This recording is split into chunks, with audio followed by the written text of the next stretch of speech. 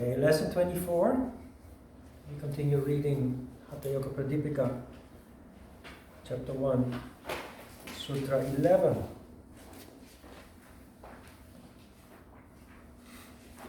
First, in addition to what we discussed in the first session about misery, about situations we find ourselves in that cause suffering, conflict, circumstances that cause us to suffer, challenges, obstacles in life. As human beings, being ignorant, we simply suffer from those. In yoga, we come to the conclusion that these experiences are designed to teach us something. And they are designed to bring out qualities in us that otherwise wouldn't manifest. So you have those spirits out there moving about the universe who try to communicate with you, but you can't. You don't hear them. They try to communicate with you, but you're not connecting with them. So they communicate with us in an indirect way. What do? They create circumstances that cause you pain, that force you to start listening. Hopefully for once in a lifetime.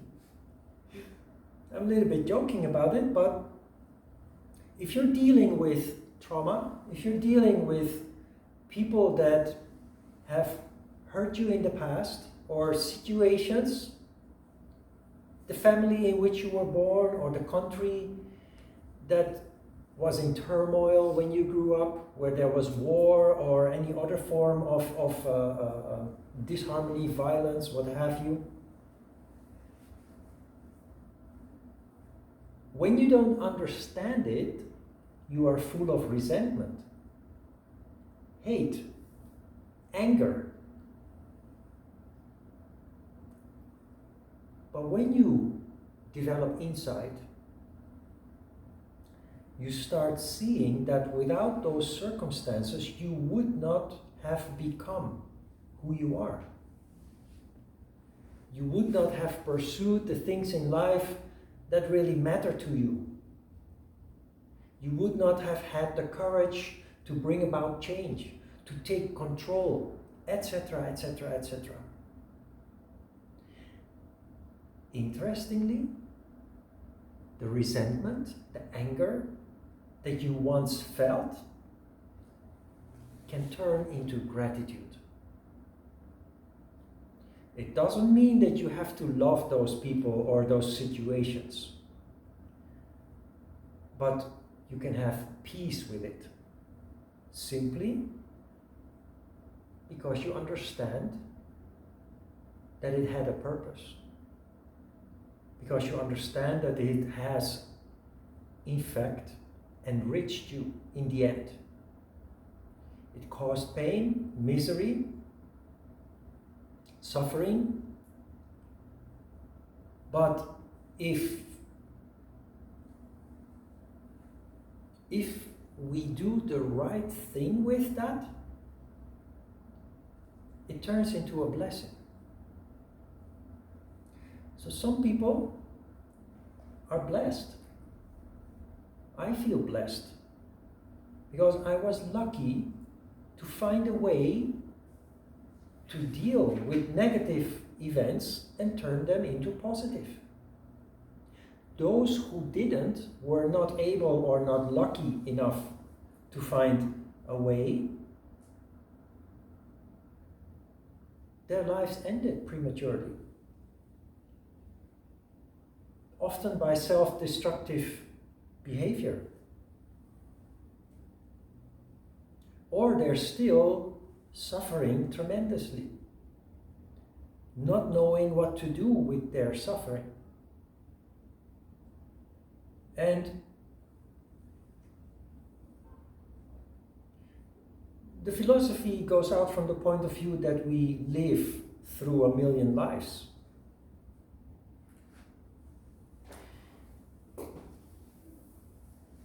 If you keep ignoring the signals, you will have to live through it again in the next life. If you don't believe in reincarnation, that's okay. Why not end it here and now? Do something constructive with it here and now. Because in the end, practically, that's all it is designed for. So when we don't understand that, we ask questions. Why me? We compare ourselves with other people, other families, other nationalities, other culture, what have you. Why me? No, stop asking why. Because there is a reason. Ego makes us ask, compare ourselves, and say, why me and not them? No. Why me? What is this trying to tell me? What am I supposed to do with this? And you will see when you start asking the right question, the suffering ends. And the thing that happened in the past that caused the trauma or the pain, it will never go away. But it will get a nice corner in your memory where it will remain. Sometimes it will pop up in your memory, but it will not bother you so much anymore because you see what it has led to. And it can even lead to gratitude. So when you understand how that works, it's only common sense, it's only logical that we do the right thing with that. Instead of, ego wants us to drown ourselves in that misery, in that emotion. We even become attached to that misery. That is where nostalgia comes from, or melancholy. The blues music, soul music, is all about glorifying misery, pain. It's human. We have a tendency to do that. But we harm ourselves so much by doing so. Yoga gives us the tool to control. It starts, of course, with your practice and then developing consciousness and then rationalizing, taking over, taking control. We start hearing the voices from those up there. Your insights, you can see them as the connection with those spirits up there that try to guide us. All they need is a listening ear. Most people don't possess that. Yoga is designed to develop those ears for you. Sutra 11. The yogin desirous of obtaining perfection, Siddhi, should keep Hatha Yoga very secret, for it is potent when kept secret and ineffective when injudiciously revealed.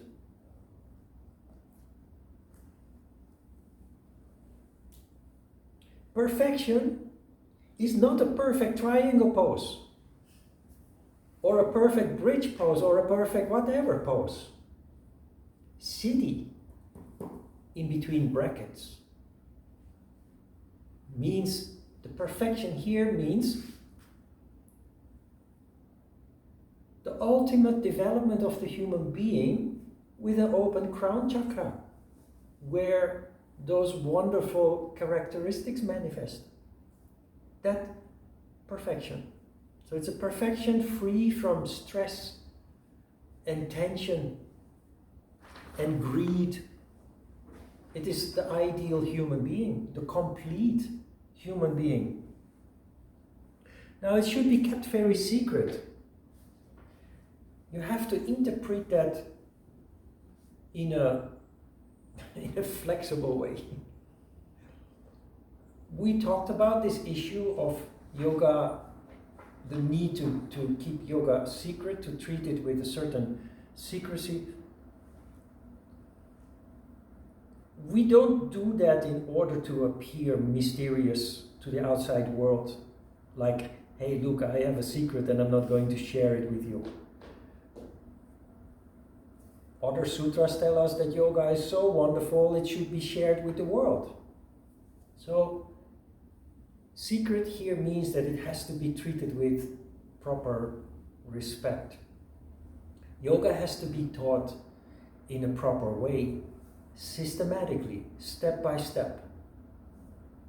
And the final sentence of this sutra makes clear why. For yoga is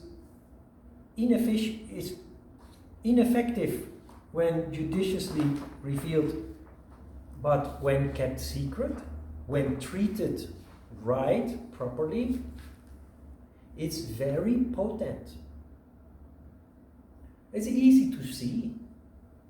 Just compare your development from just 2 months in this class compared to 2 years in another yoga studio,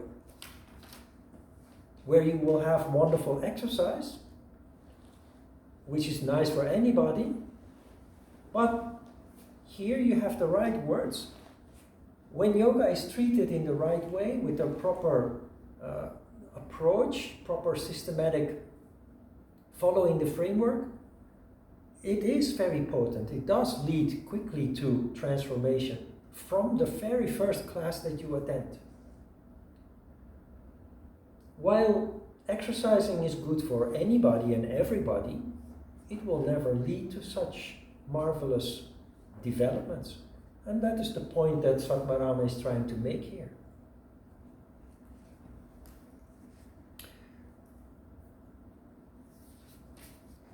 Sutra 12. He who practices Hatha Yoga should live alone in a small hermitage, a mata, situated in a place free from rocks, water and fire, to the extent of a bow's length, and in a virtuous, well-ruled kingdom, which is prosperous and free of disturbances.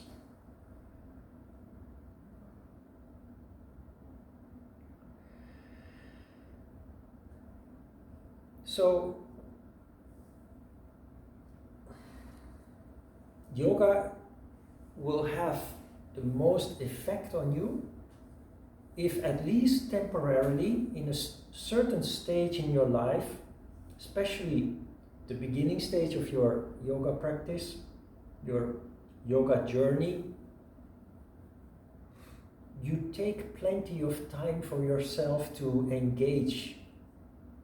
And that, of course, ideally works best when you're alone,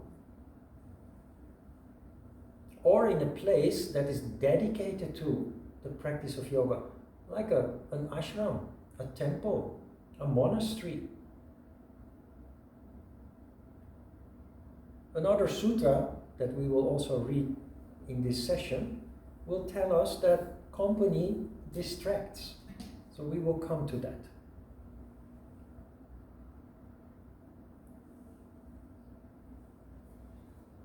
Having laid the foundation for your yoga practice, Svatmarama starts paying attention to practical aspects that will enhance not only your practice, but your development also.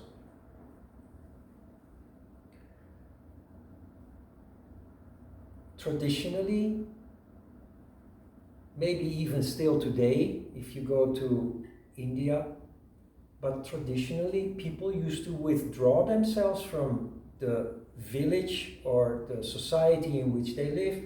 They would go deep into the forest and live with a guru, live with a yoga master, somebody who initiates them into all the secrets of yoga. That is a period. Then when you're ready, you come out again to serve society. So it's a temporary stage.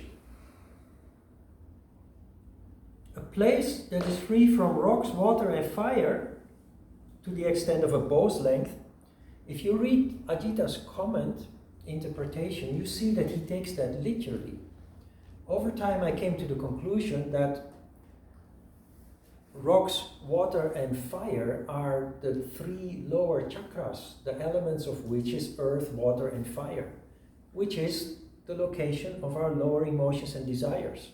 Not only that, our basic needs are located in those chakras. So not just emotions and desires, but the need for safety, security, the need for warmth, etc.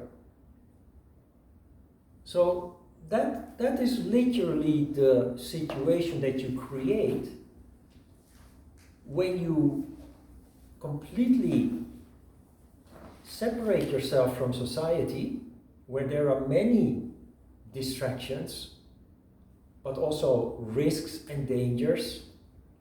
You withdraw yourself into a place far away from the hustle and bustle of daily life of normal people, where there are no distractions anymore.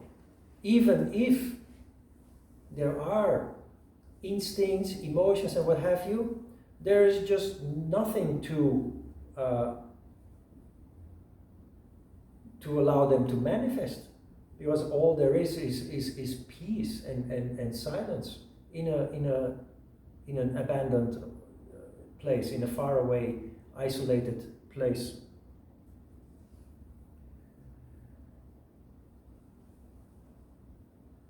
Then the well-ruled kingdom that is prosperous and free of disturbances. Can you see the importance of that? For the human being to develop to levels of spirituality where you are allowed to live a life, including the practice, that leads to the opening up of that wonderful crown chakra. You need to have a well-ruled kingdom that is free from disturbances and prosperous. Can you picture that?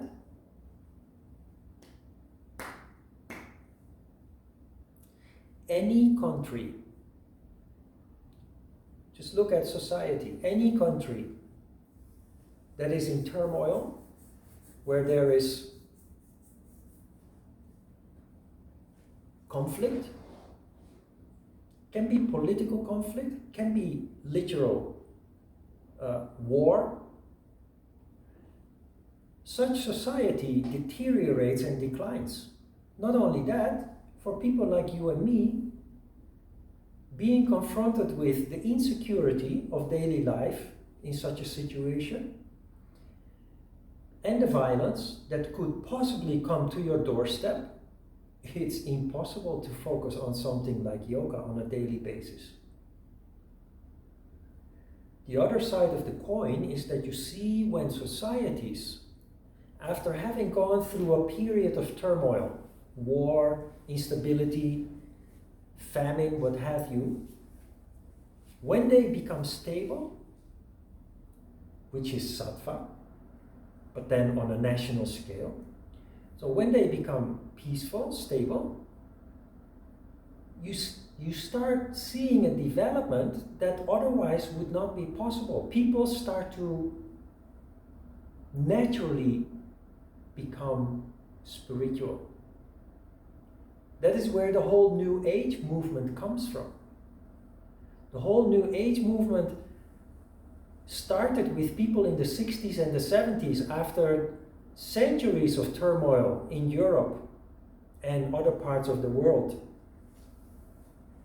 And an enormous peace occurred that allowed people not only to to become materially comfortable, prosperous, but that stability and material comfort naturally leads to spiritual development. And we call it New Age because people, having learned critical thought, they don't buy the dogma and the lies anymore of the ancient established religions, because they feel that something doesn't match up there. They have become intellectually developed, they have developed common sense, and when confronted with the ancient forms of religion, they say, but it doesn't make sense. Something is not right here. It doesn't feel good. I don't know exactly why or what, but just this is not something that I can submit myself to. And so the whole New Age movement came about. And very interestingly, a large part of New Age is yoga. We have reinvented an ancient practice that also had gotten stuck in dogma and mystery.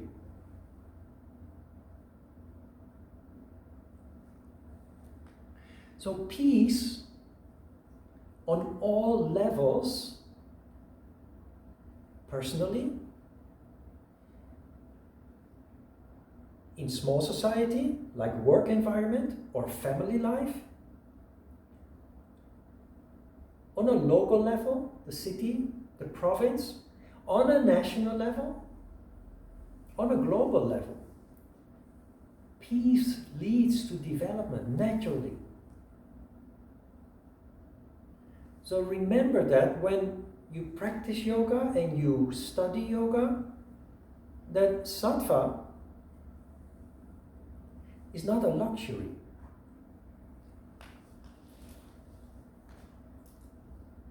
It is something that we have to work for. Yoga, after all, means control. We need to take control, which leads to sattva, which leads to marvelous evolution, marvelous growth and development of the individual, but also of society as a whole. Look at how Europe has developed, not only in a material way, but in a material way enormously, but also in a spiritual way, in terms of health, wealth, and well-being. Europe after World War II has evolved enormously in ways that has never happened in the history of mankind. Same with Korea. I came here 24 years ago. If I compare today with 24 years ago, this is such a huge change. Not only in terms of materialism, of wealth, but the modern generations are so totally different from the older generations that were younger when I arrived here. It's just a natural evolution, but because of the stability, that evolution that accelerates so much, so fast. And if you're unsatisfied about your society, whether that is in Korea or in America or in Europe, all you have to do is look at that development, because if you understand the past, you see the future. And for me, looking at the past 24 years and how much has changed here in this society, just draw the line 24 years into the future and you will understand how much more is going to change.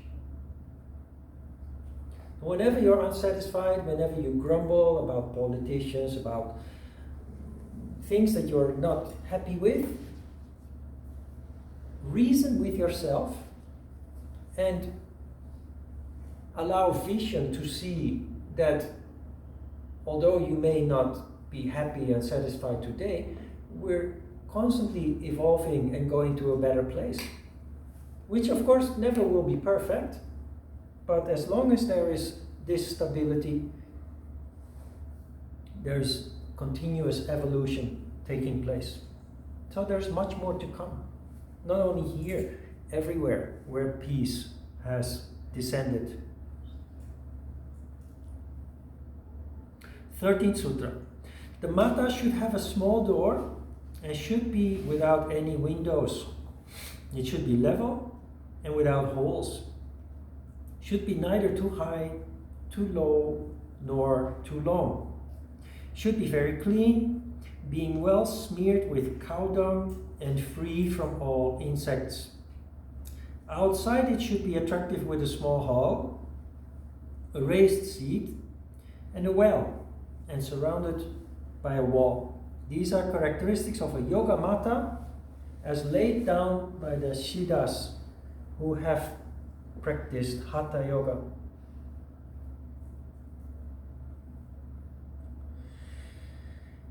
So, my ideal yoga studio has windows.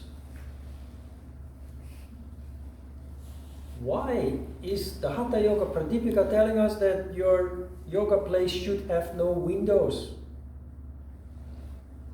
You know why? Because they didn't have glass window panes in the time that they wrote this book. So a window means a hole in the wall through which bugs come in, the cold and the heat comes in, the dust, the wind, the rain. That is why you should have no windows. But now that we have glass window panes, the more windows, the better. Just for practical reasons, because all these things that the window would allow in would just disturb your practice, your concentration, your focus. It should be level without any holes. Well, in the past, the floor was simply the soil, the earth, and then compacted. So the smoother, the more even it was, the better for proper yoga practice, of course. When you're trying to do a tree pose or any other kind of pose on an uneven ground, it just is disturbing. Neither too high, nor too low, nor too low. Should be very clean, being well smeared with cow dung. Very clean means not only clean in terms of dirt, but also in terms of distractions. In a modern house, we have a tendency to put all kinds of things on the walls and on the cabinets, and like souvenirs and photos, but we don't realize how distracting those things are until we start practicing yoga. Souvenirs remind you of things you did in the past. Vacations to nice places, and you bring a souvenir back home and you put it there. It's nice to remember that, but when you start practicing yoga, you need all your attention to yourself. And that attention needs to be directed to the present and not constantly being drawn back to the past. You will have work enough to do with the past, but not with your pleasant memories from your holidays. There is a lot of digging to do in your past. You will have no room for those distractions, or they will just disturb your process. So as clean as possible with the least distractions possible.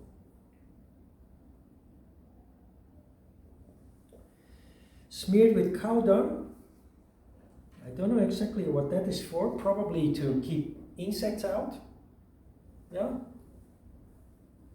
And free from all insects. It should also be attractive with a small hall, mandapa, which is not a hall, it's a veranda. So actually, on the surface, a place that is very austere is being pictured here, but there is room for beauty. There is room for enjoyment. A small veranda where you can simply soak up the sounds from nature, the warmth from the sun rays on your skin, the wind in your hair, if you have some left, etc.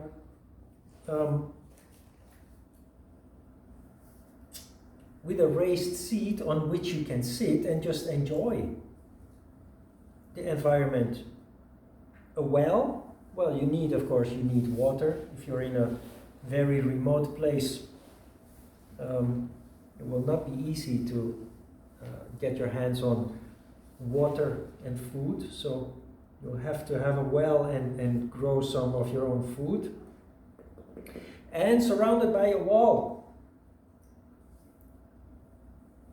If you go to the Netherlands, houses don't have walls anymore. But they used to in the past. In Korea, one thing that I noticed when I came here, all houses have a wall. It's not really necessary anymore, but that is a remnant of the past. You need a wall around your house. Why? To make yourself safe. To keep yourself safe from unwanted guests. Intruders. The newer houses in Korea, they don't have walls anymore. But until quite recently, they still build all houses with walls. That's just for safety reasons. 14. Living in such a hermitage, the yogin, being free in mind of all cares, should practice only yoga all the time in the way taught by your guru. So, you have created the ideal circumstances, far away from all distractions, safe, secure, quiet, clean. Sutra 14 tells you to practice yoga all the time. Does that mean that 24 hours a day you should practice asana and meditate and pranayama and mudra? No. Yoga is life. Life is yoga. You practice yoga, transformation starts to occur, which you then put into practice in daily life. Yoga integrates into everything that you do, even everything that you think. Yoga becomes you, you become yoga. That is the true fusion. Already, you probably notice that you have changed since you started practicing yoga, including changed in ways that you do things. Not only how you do things, but the way that you perceive things, how you interpret the world around you, how you interpret situations or people. So yoga is not just what you do on your mat. Yoga is life, is mindfulness. But with the difference compared to before, the difference compared to before is your added consciousness.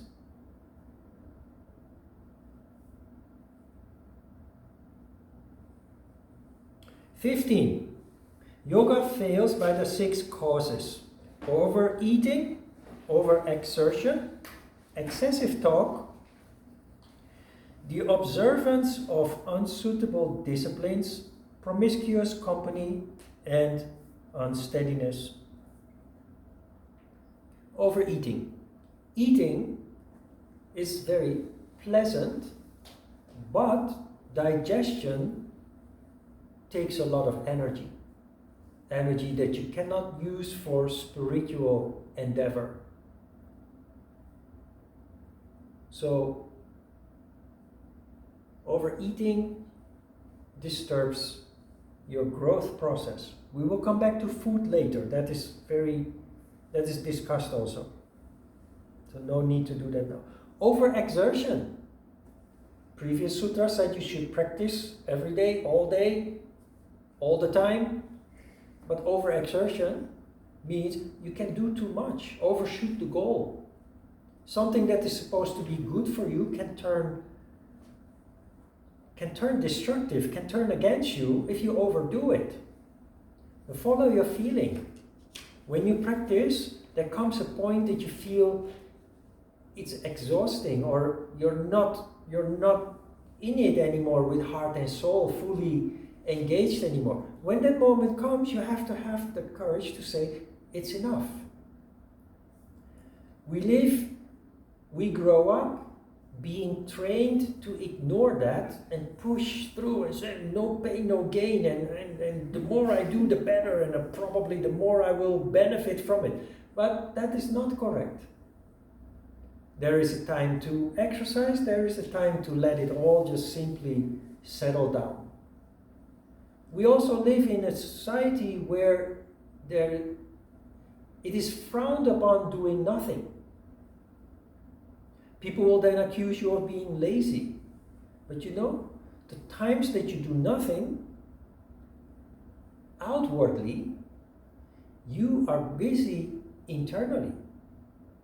And that is where your growth takes place.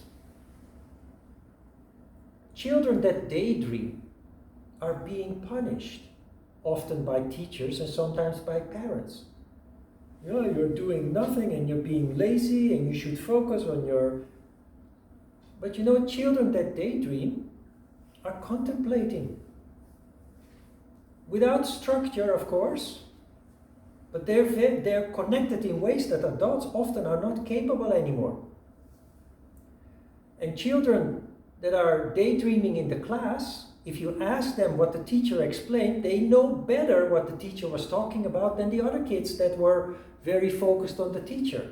Because the kid that was daydreaming absorbed everything like a sponge.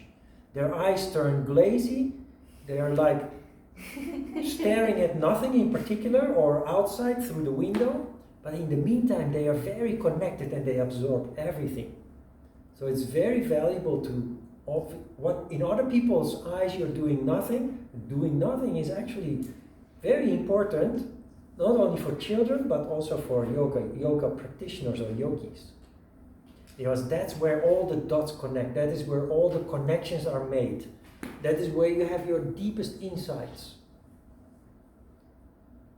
Physically, maybe you're doing nothing. Internally, everything is in overdrive. Excessive talk. I talk a lot in class. I guarantee you in private I'm very boring. Because there's not much to say unless you talk about life or yoga. Observance of unsuitable disciplines. But unsuitable was added later. Yoga is a discipline. Discipline is only good if it is not rigid. Rigid discipline is violence. For example, I discover yoga and I say, wow, this is so nice. I'm going to do it every day. I will wake up at 6 o'clock, take a cold shower, and I will do my asana for 2 hours. So the first week, that's pretty okay. Second week, you start to grumble when the alarm clock rings at 6 o'clock and you think, oh my God, not again. The third week, only hearing the word yoga, you start to hate it. So rigid discipline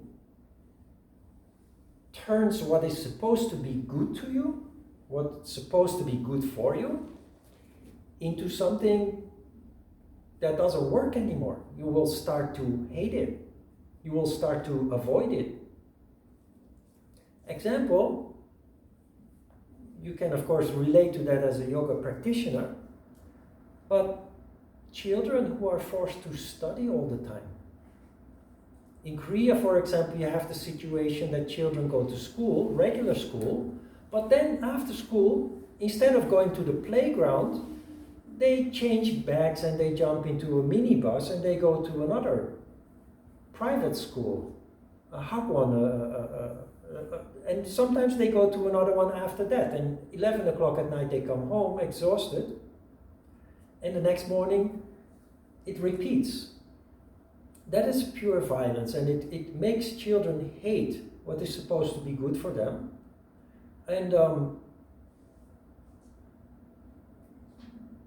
it can lead to children just wanting to not exist anymore, suicide, or self-harm, other destructive forms of behavior.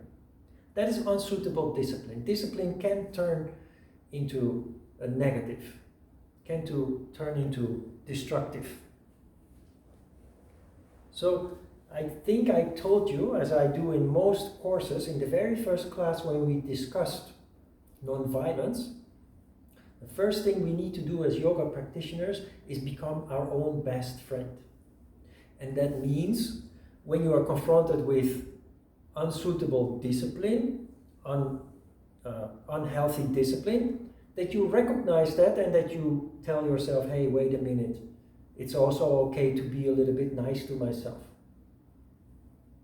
You do the work that you need to do, but then there's also a time of taking a rest or enjoying some nice food or company or what have you.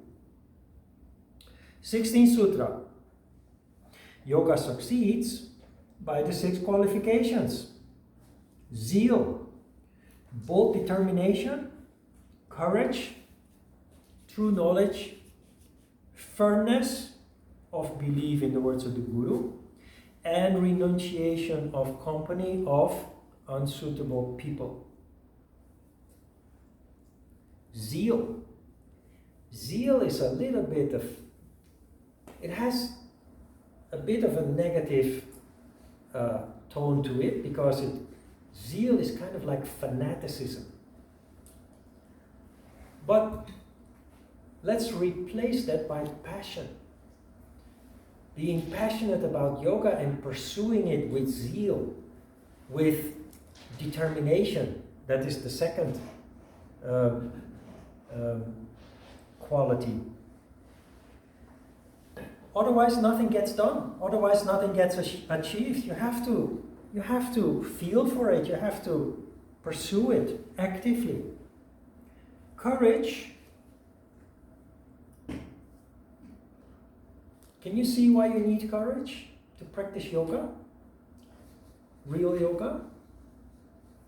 You need courage because yoga is like a mirror.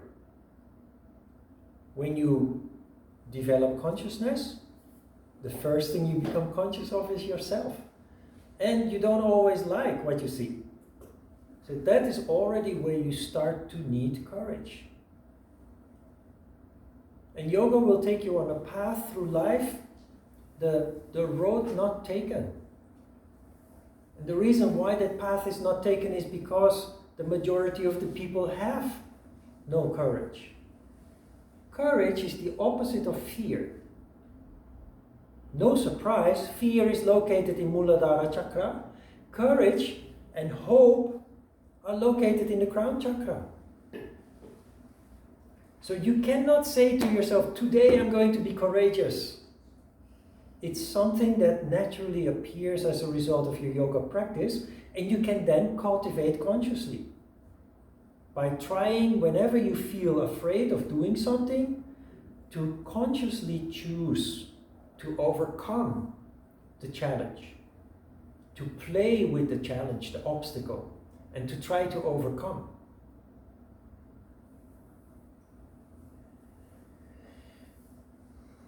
True knowledge. What is true knowledge? When you read a book that contains proper information, is that true knowledge? This book contains information. Is that true knowledge? No, it's not.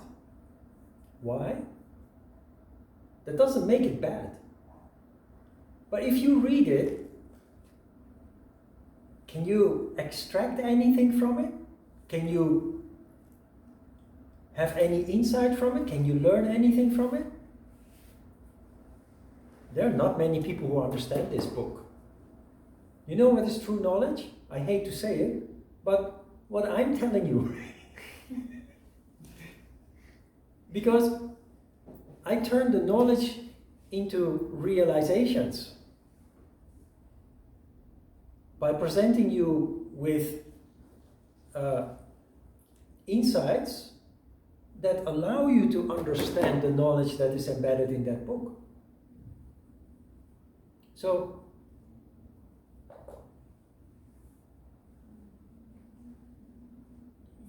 there is a big difference between knowledge and true knowledge.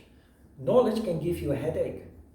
Knowledge can give you a sense of having no idea what you are reading about.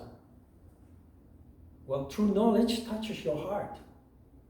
It gives you insights, realizations, and you say, wow, oh, yeah, really, sure. Now I see. So that's essential, of course. Firmness.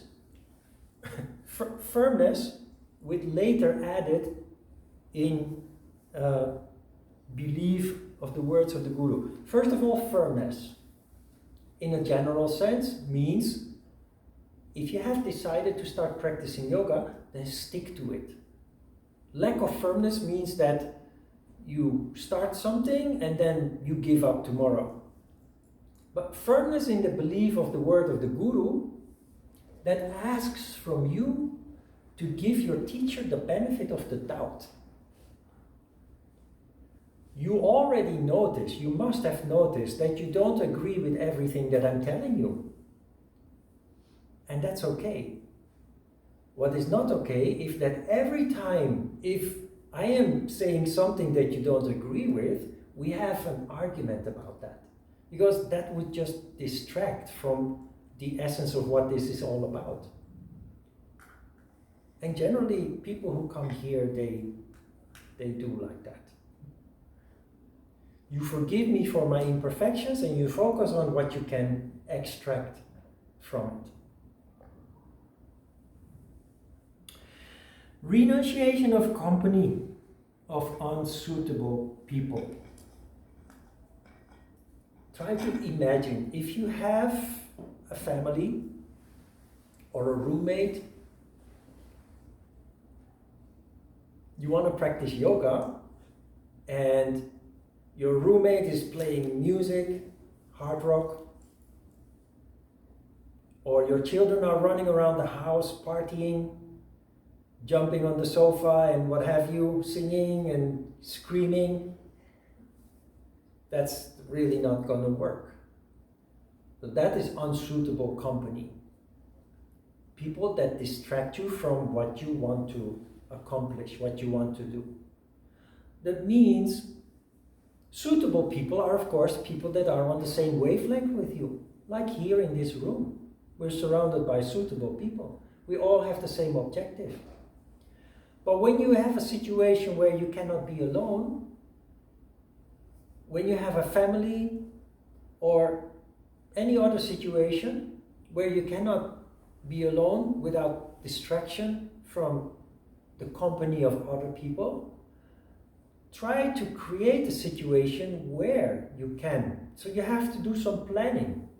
When your roommate is out of the house because they have to go to school or to work, when your children and husband or wife are outside because they have to go to school or go to work, just try to reserve some time for yourself at which you can just be alone with your practice. Company of people that are not on the same wavelength with you is very disturbing. More so when you practice yoga, because all your senses are wide open and every little disturbance just becomes so magnified. Very, very disturbing.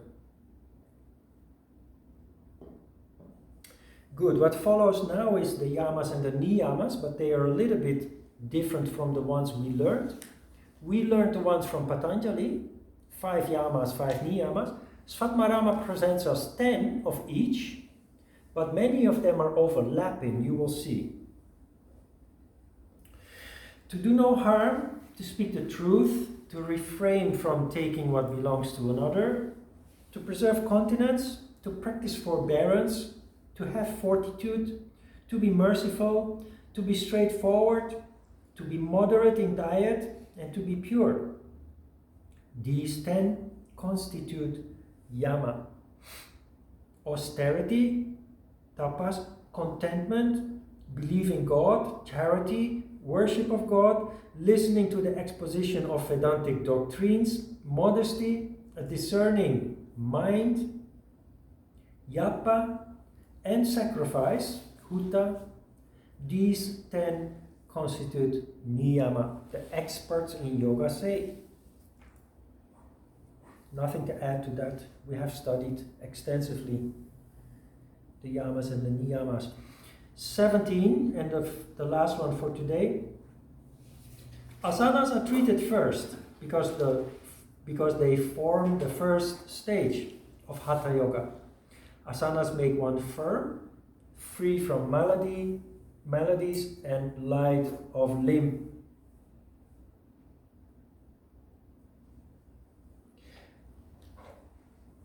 The whole process of yoga depends on energy, because you are energy. And the tragedy of mankind is that because of lack of control, most people do not manifest those wonderful qualities of the crown chakra. And that is why the world is always in turmoil. When there is plentiful energy in abundance of good quality, the crown chakra naturally becomes functional. So we start with taking care of the foundation by practicing asana. If you practice asana regularly, on a relatively daily basis, 5-6 days a week, you must notice the enormous difference in how you feel. And based on that, you build further with what comes after asana. So in the modern times that we live in, asana is usually where it stops with yoga, surrounded by a lot of mystery and even some new age nonsense. But with proper yoga practice, asana is just the beginning of everything, laying an important foundation where you basically nurture your most precious capital, which is energy.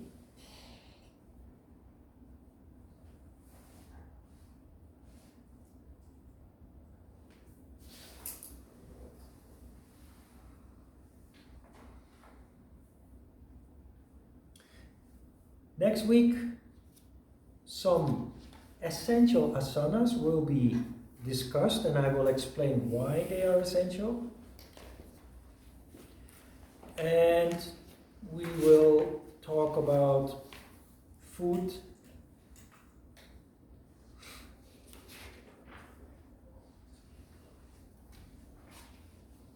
about diet, about food.